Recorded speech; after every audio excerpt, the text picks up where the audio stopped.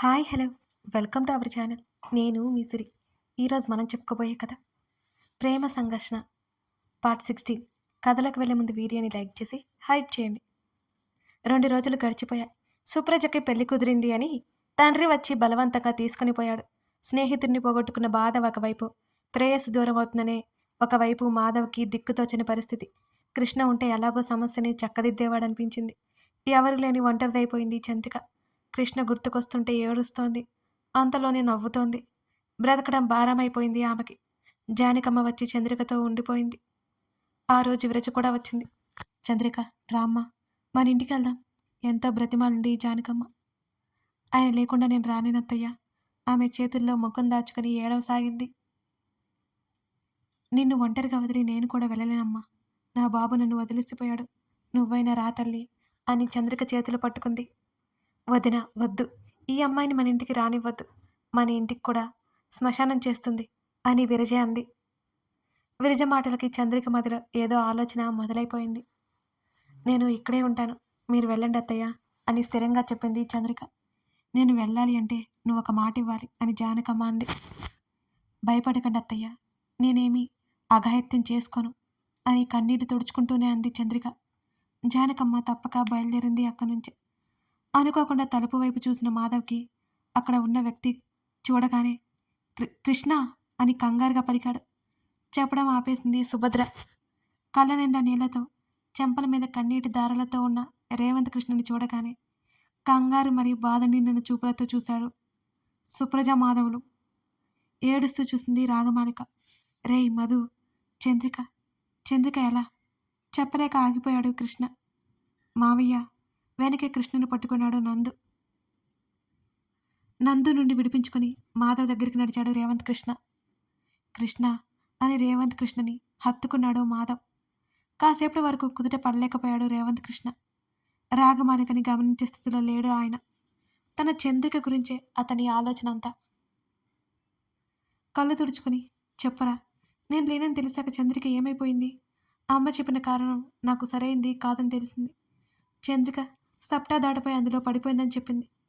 అది నిజం కాదు కదూ అని కృష్ణ అన్నాడు.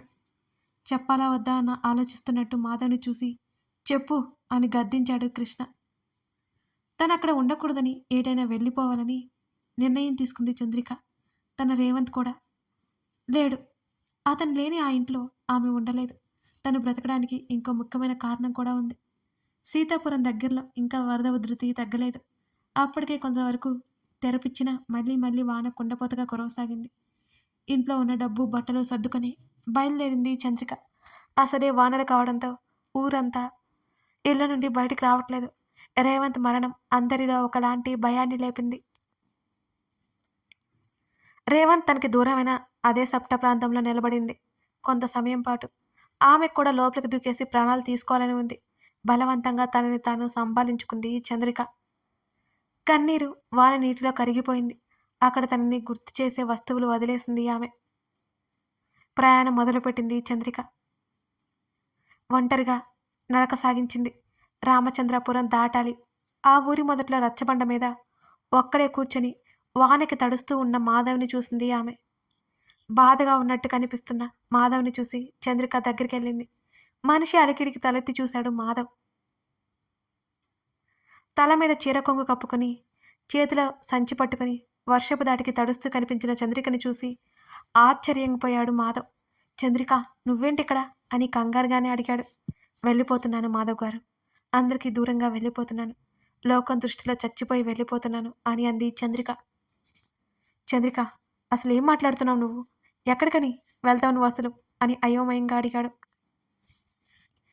నేను నా రేవంత్ గారు లేకుండా ఇక్కడ బ్రతకలేను. బ్రతకాలి కాబట్టి దూరంగా వెళ్ళిపోతున్నాను. ఇప్పుడు మీకు కూడా చెప్పాలి అనుకోలేదు, కానీ మీరు బాధపడుతున్నట్టుంటే చెప్పక తప్పట్లేదు అని చంద్రిక చెప్పింది. అప్పుడే సుప్రజ అక్కడికి వచ్చి చంద్రికని చూసి ఆశ్చర్యపోయింది. చందు ఆశ్చర్యంగా పిలిచింది. ఏమైంది మీ ఇద్దరికి అలా ఉన్నారు అని చంద్రిక అడిగింది. నువ్వేంటే ఇక్కడ, ముందు ఇది చెప్పు అని సుప్రజ కంగారు పడింది. నా సంగతి అటుంచు, నీ చేతిలో ఈ బ్యాగ్ ఏంటి అని సుప్రజని చూస్తూ అడిగింది చంద్రిక. మేమిద్దరం ఇంట్లో నుంచి వెళ్ళిపోతున్నాం అని మాధవ్ చెప్పాడు. అదిరిపడి చూసింది చంద్రిక. ఎందుకు? ఆమె కూడా కంగారు పడింది. ఇంట్లో అమ్మ, మధు వాళ్ళ ఇంట్లో అత్త ఒప్పుకోవట్లేదు మా పెళ్ళికి. మేము దూరంగా బ్రతకలేం. అందుకే వెళ్ళిపోతాం అని చెప్పాను అంది సుప్రజ. పిచ్చి పట్టిందా మీకు? ఒకవైపు మమ్మల్ని చూసి కూడా, ముఖ్యంగా ఒంటరిగా మిగిలిపోయిన నన్ను చూసి కూడా ఎలా ఎలా ఇలాంటి నిర్ణయం తీసుకోగలిగారు మీరిద్దరూ అని చంద్రిక గట్టిగా అరిచింది. తప్పట్లేదు అని అంది సుప్రజ. కుటుంబం ఎంత అవసరమో ఇప్పుడు తెలీదు మీకు. ముందు ముందు కుటుంబం లేని లోటు తప్పక తెలుస్తుంది. నా మాట వినండి. ఇంట్లో మాట్లాడండి. ప్రయత్నం చేయండి. ఒప్పుకుంటారు అని నచ్చచెప్పింది చంద్రిక. మేము అన్నీ ఆలోచించే ఇన్ని రోజులు ఎంతగానో నచ్చచెప్పాలని చూసాం. కానీ ఒప్పుకోవట్లేదు చంద్రిక. 2 రోజుల్లో నా పెళ్ళి అని సుప్రజ ఏడ్చింది. ఈ వానల్లో పెళ్లి చేయరు. ఏం చేయరు? మీరు కాస్త నిదానంగా ఉండండి. ఆలోచించండి. లేదు చంద్రిక, అన్ని ఏర్పాట్లు జరిగిపోతున్నాయి. మా అమ్మ అస్సలు ఒప్పుకోవట్లేదు అని అన్నాడు మాధవ్ కూడా. మాధవ్ గారు, మీరేంటి ఇంత మౌనంగా ఉన్నారు? మాధవ్ని అడిగింది చంద్రిక. నేను చెప్పింది తనకు నచ్చలేదు, అందుకే అలా ఉన్నాడు అని అంది సుప్రజ. ఇప్పుడు ఏం చేయాలనుకుంటున్నారు మరి అని చంద్రిక అయోమయంగానే అడిగింది. అందరికీ దూరంగా వెళ్ళిపోయి పెళ్లి చేసుకుని బ్రతుకుతాం. మధు లేకుండా నేను బ్రతకలేను స్థిరంగా చెప్పింది సుప్రజ. వెళ్దాం పద, పైకి లేచాడు మాధవ్. సుప్రజ సంతోషపడిపోయింది. చంద్రిక ఎలాగో అందరికీ దూరంగా వెళ్ళిపోయి బ్రతుకుదాం అనుకుంటున్నాం. నువ్వు కూడా మాతో పాటు రా అని చంద్రికని చూస్తూ అడిగాడు మాధవ్. లేదు లేదు, నేను రాలేను. ఆయన నాతో ఉన్నా లేకపోయినా ఆయన నాకు చెప్పించిన చదువు ఉంది. నేను మీకు భారం కాలేను అని అంది చంద్రిక. ముందు ఇక్కడి నుంచి పదండి. సుప్రజ కంగారు పెట్టేసింది. నేను మాత్రం మీతో ఉండలేను చెప్పింది చంద్రిక. ముగ్గురు బయలుదేరారు అక్కడి నుంచి.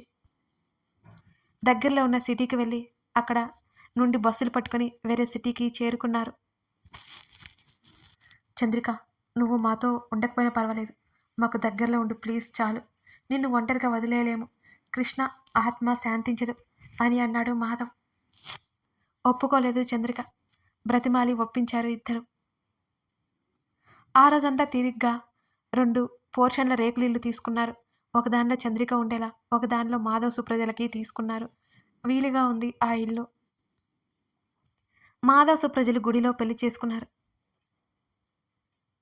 సుప్రజ, హాస్పిటల్కి వెళ్దాం పదవే అని చంద్రిక అంది. ఏమైంది? ఒంట్లో బాలేదా? సుప్రజ కంగారు పడింది. నాకిప్పుడు 3వ నెల.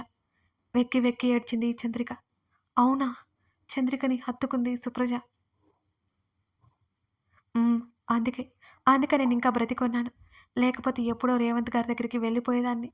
చేతుల్లో ముఖం దాచుకుంది చంద్రిక. ఊరుకోవే ఓదార్చింది సుప్రజ. మా ప్రేమకు ప్రతిరూపం ఈ బిడ్డ. ఆయన గుర్తుగా ఉంది ఈ బిడ్డ మాత్రమే నాకు. ఇంకా అందుకే ప్రాణాలతో ఉన్నాను. నేను ఇక్కడి నుంచి వచ్చేసాను. అక్కడి నుంచి కారణం నా బిడ్డకి అక్కడ సరైన గౌరవం లభించదు. కళ్ళు తుడుచుకుంది. నీకు ఈ విషయం అప్పుడే తెలుసా? అవునే. ఆయన దూరం వెళ్ళిన మరుసటి రోజే తెలిసింది. అత్తయ్య గారికి కూడా తెలుసు. ఏంటి నువ్వనేది? అవునే. అత్తయ్య గారు కూడా కనిపెట్టేశారు. నాకు తోడుగా ఉండి ఇంకా భద్రంగా చూసుకోసాగారు. నన్ను ఎక్కడికి వెళ్ళొద్దని మరీ మరీ చెప్పారు. ఇప్పుడు నేను ప్రాణాలతో లేను అని వారికి తెలిసి పోయి ఉంటుంది కదా ఈ పాటికి. అత్తయ్య బాధపడుతూ ఉండి ఉంటారు అని చంద్రిక అంది. చందు, బాధపడకు, మేమున్నాం మీకు తోడుగా అని సుప్రజ అంది. కళ్ళు తుడుచుకొని చిన్నగా నవ్వింది చంద్రిక. మాకు మాకు బిడ్డ ఉందా? నా చంద్రిక బ్రతికే ఉందా? ఎక్కడా? రేవంత్ కృష్ణ ఆతృతగా అడిగాడు. లేదు కృష్ణ, చంద్రిక లేదు. 3 సంవత్సరాల క్రితం మమ్మల్ని విడిచి వెళ్ళిపోయింది ఏడుస్తూ చెప్పింది సుప్రజ. అక్కడే కుప్ప కూలిపోయాడు రేవంత్ కృష్ణ. కృష్ణ కంగారు పడ్డాడు మాధవ్. ఎలా ఎలా జరిగిందన్నాడు పూడుకుపోయిన గొంతుతో. బ్రెయిన్లో ట్యూమర్ ఉందిరా. ఆ విషయం తెలిసే లోపలే పరిస్థితులు చేయి దాటిపోయాయి. పాపంరా చంద్రిక స్కూల్ టీచర్గా పనిచేసి మా మీద ఏమాత్రం ఆధారపడకుండా బిడ్డని పెంచి పెద్దదాన్ని చేసింది. మేమేదైనా సాయం చేస్తామన్నా కూడా మీ ప్రేమ ఆప్యాయతలు నా బిడ్డకివ్వండి, అది చాలు అని అంది. ఎక్కడా చేయి చాచలేదు అని చెప్పి భారంగా ఊపిరి పీల్చుకున్నాడు మాధవ్. చంద్రికను తలుచుకుని కళ్ళు మూసుకున్నాడు. మూసి ఉన్న అతని కంటి చివల నుంచి కన్నీరు ఉబికింది. ఎందుకురా, అసలు ఎందుకురా ఇలా జరిగింది? దేవుడు మా మీద పగపట్టేశాడు. మమ్మల్ని వేరు చేసి కక్ష సాధించాడు. నన్ను బ్రతికించి ఇంకా నరకం చూపిస్తున్నాడు. పాతికేళ్లుగా చంద్రిక ఎడబాటు భరించలేక నాలో నేను కొమిలిపోతున్నాను. 3 సంవత్సరాల క్రితం వరకు బ్రతికే ఉందని సంతోషపడాలో, లేక ఇప్పుడు ఈ లోకంలో లేదని బాధపడాలో కూడా తెలియట్లేదురా నాకు. నాకు చంద్రిక దగ్గరికి వెళ్ళాలి అని అనిపిస్తోందిరా అని జీరబోయిన గొంతుతో అన్నాడు రేవంత్ కృష్ణ. అలా అనుకో కృష్ణ. చంద్రిక నీతో లేకపోయినా మీ ఇద్దరి ప్రేమకు గుర్తుగా పుట్టిన నీ ప్రతిరూపాన్ని మీ కుటుంబానికి చేర్చమని మాకు చెప్పిందిరా. మీ బిడ్డ ఇక్కడ గౌరవంగా బ్రతికితే ఇక్కడే ఉండేలా చేయమంది. లేకపోతే తిరిగి మా దగ్గరే ఉండేలా చేయమని మాకు అప్పగించింది అని చెప్పడం ముగించింది సుప్రజ. రాగమాలిక వెక్కిళ్ళు పెట్టేలా ఏడుస్తుంటే రేవంత్ కృష్ణ దృష్టిలో పడింది. నా బిడ్డెక్కడా? ఆదుర్దాగా అడిగాడు. అందరూ రాగమాలికని చూశారు. చెప్పు మధు, నా బాబా పాప ఎక్కడున్నారు? ఆతృతగా అడిగాడు రేవంత్ కృష్ణ. నీకు పుట్టింది ఆడపిల్లరా అని మాధవ్ నవ్వుతూ అన్నాడు. ఎక్కడ్రా నా పాప? మాధవ్ రాగమాలిక వైపు నడుస్తుంటే రేవంత్ కృష్ణకి ఏమీ అర్థం కాలేదు. రాగమాలిక భుజాల చుట్టూ చేతులు వేసి రేవంత్ కృష్ణ దగ్గరికి తీసుకొచ్చాడు మాధవ్. మాధవ్ని, రాగమాలికని అయోమయంగా చూశాడు కృష్ణ. నా పాప. అతని మాట అతని నోట్లోనే ఆగిపోయింది. అతని కళ్ళల్లో నీళ్లు. ఇప్పుడు తనకు ఒక పాప ఉందని, తన పాప తన దగ్గరికి చేరిందనే సంతోషంతో వచ్చిన కన్నీళ్ళు అవి. కళ్ళలో నీళ్లు, పెదవుల మీద చిరునవ్వుతో రాగమాలికనే చూస్తున్నాడు రేవంత్ కృష్ణ. ఒక్కో అడుగు రేవంత్ కృష్ణకి దగ్గరగా వేసింది రాగమాలిక. అతని దగ్గరికి వెళ్ళి నాన్న అని ఆమె మృదువుగా పిలిచింది. అతను క్షణమైన ఆలస్యం చేయకుండా దగ్గరికి తీసుకున్నాడు. తండ్రిని చుట్టేసి కన్నీరు పెట్టసాగింది రాగమాలిక. మాధవ్, సుప్రజ, నందు ముగ్గురు సంతోషంగా చూశారు వాళ్ళని. రాగమాలిక తల మీద ముద్దు పెట్టుకుని, ఇన్ని రోజులు ఎందుకు చెప్పలేదురా తల్లి? నువ్వు నువ్వు కూడా నా దగ్గర విజయం దాచిపెడదామనుకుంటున్నావా? అందరూ ఉన్నా ఒంటరినైపోయానురా నేను. నువ్వైనా నాకు ఉన్నావు ఆప్యాయంగా చెప్పాడు రేవంత్ కృష్ణ. ఇద్దరూ చంద్రికని తలుచుకున్నారు. కొంతసేపటి తర్వాత రేవంత్ కృష్ణ ఒడిలో తల పెట్టుకుని కళ్ళు మూసుకుంది రాగమాలిక. కృష్ణ అంటూ మాధవి ఏదో చెప్పేలోపు ష్ అన్నాడు నోటి మీద వేలిపెట్టి చూపిస్తూ. తను నోరు మూసుకొని అలాగే అన్నట్టుగా అడ్డంగా తల ఊపాడు మాధవ్ కూడా. మాధవ్ని చూసి నవ్వేసింది సుప్రజ. సుప్రజని చిరుకోపంగా చూశాడతను. నాన్న అంది రాగమాలిక. నువ్వింకా నిద్రపోతున్నావు అనుకున్నాను తల్లి అని రేవంత్ కృష్ణ కూతురి తలనిమురుతూ అన్నాడు. మిమ్మల్ని ఒకటి అడుగుతాను, చెబుతారా? పైకి లేవబోతూ ఆమె మాట్లాడుతుంటే ఆమెను వారించి ఏంట్రా తల్లి అని అడిగాడు. మీరు వరదల్లో చిక్కుకుపోయారు కదా, ఎలా వచ్చారు అని అడిగింది రాగమాలిక. నా చంద్రిక కోసం బ్రతికి వచ్చాను, కానీ నా చంద్రిక అప్పటికి నేను లేననుకొని నా నుంచి దూరం వెళ్ళిపోయింది అని బాధగా అన్నాడు. తన తల్లి మీద అంతటి ప్రేమను చూపిస్తున్న తండ్రిని గొప్పగా చూసింది ఈ రాగమాలిక. పని వెంటనే ముగించుకొని నేను రావాల్సిన రోజు కంటే ముందు బయలుదేరాను చంద్రిక కోసం అని చెప్పడం మొదలుపెట్టాడు రేవంత్ కృష్ణ. వాన వెలిసింది. సిరి నుంచి సైకిల్ మీద సీతాపురం బయలుదేరాడు రేవంత్ కృష్ణ. అప్పటికప్పుడు మేఘాలు నిండుదనం సంతరించుకున్నాయి. గాలి వేగం మెల్లిమెల్లిగా పెరుగుతోంది. ఒక్కో చినుకు పడుతోంది. సైకిల్ వేగం పెంచాడు. రామచంద్రాపురం దాటగానే సన్నటి జల్లులు కుండపోత వానగా మారింది. అప్పటికే పూర్తిగా తడిచిపోయాడు. సప్టా దగ్గర నీరు ఏరులా మారింది. సైకిల్ సగం పైనే మునిగిపోయింది. చీకట్లో అసలేమీ కనబడట్లేదు కృష్ణకి. తన దగ్గర ఉన్న బ్యాటరీ లైట్ వెలిగించాడు. అదే మినుకు మినుకుమంటూ 2-3 సార్లు వెలిగి పూర్తిగా ఆగిపోయింది.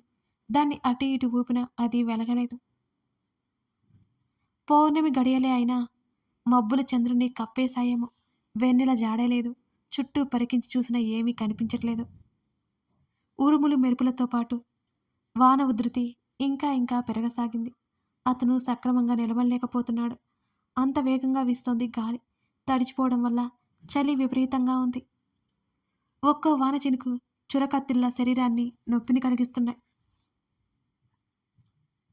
ఎలాగా అలా మెల్లిగా సైకిల్ని తోసుకుంటూ ఆ వాన నీటిలోనే సైకిల్తో సప్టా దాటాలని సైకిల్‌ని సప్టా మీదకి నడిపిస్తుండగా వెనక ఏదో వాహనం వస్తున్నట్టుగా అనిపించడంతో పక్కకు తొలిగాడు రేవంత్ కృష్ణ.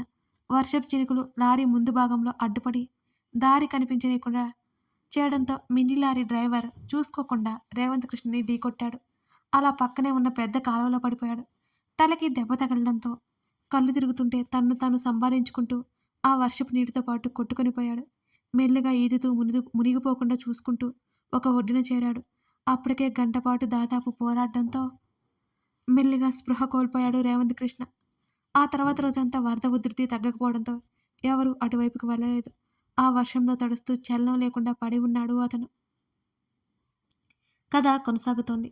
కథ నచ్చితే లైక్ చేసి కామెంట్ చేయడం మర్చిపోకండి. మీకు ఈ స్టోరీ నచ్చిందనే అనుకుంటున్నాను. నేను రాసిన స్టోరీస్ అన్నిటిలో ఇది చాలా డిఫరెంట్‌గా ఉంటుంది. మీకిది ఎలా అనిపించింది? అంటే ఇదొక 90స్ స్టోరీ కదా! సో, మీకు ఈ స్టోరీ చూస్తుంటే ఏమైనా జ్ఞాపకాలు లాంటివి ఉన్నాయా? ఉంటే తప్పక కామెంట్ చేయండి. Thank you for watching this video.